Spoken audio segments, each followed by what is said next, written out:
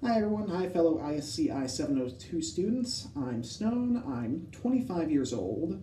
I work at the Lexington County Library at the Irma Branch, which I'm currently recording at, and I'm excited to be learning with everyone about libraries. So to start with this presentation, in my opinion, a community is both the people and location. In a library sense, the patrons and employees as well as the library itself are the community. In my experience here at Lexington County, I've seen and had many interactions with patrons and seen how a community operates. Every check-in, every check-out, I've seen how a community, patrons coming up to the desk and either giving me books to check out, asking where to find a section, asking for a specific book, or just asking where the computers are. Patrons are important to the library, but the librarians are just important as well. Without the library, there are no books or other materials to check out, no audiobooks, no playaways, no magazines. And without the patrons, there's nobody to check those items out. So, without any of the three, it's effectively no community. In my time at IRMO, I've seen how important the community operation is. Patron and library interactions drive the community, and participation in the community is crucial for both patrons and librarians for the community to work. The Oxford Dictionary defines community as a body of people, and Bradshaw defines it as a community of networks of people.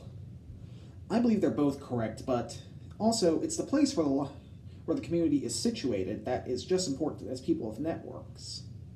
Without the library building, there's no community.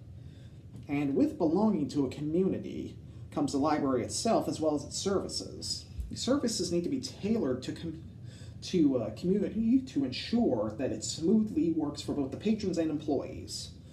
The services such as computers, book locations, printing, check-ins and check-outs, they all need to work smoothly to ensure the community works correctly. Allowing patrons to acquire materials and access services and the librarians can effectively assist patrons with their needs.